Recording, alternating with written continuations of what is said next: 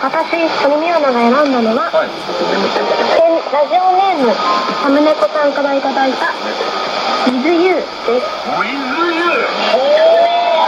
一つ目 With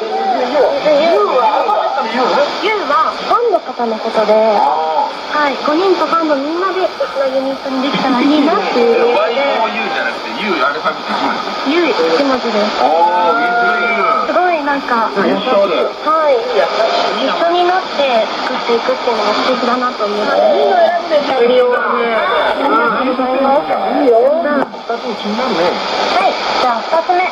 私、堀美央奈が2つ目に選んだのは、ラジオネームエメラルドさんからいただいたスイート&プライドです。なんかかっこよくない？かっこいい。甘みもあるけど。はい、これは、スイートは可愛いというかプリティな感じで、プライドは意地があるという、負けないぞという。はい。姫さん結構プライドを感じる時あるから。みんなですよ。みんなですよ。5人の共通点で。スイート&プライド。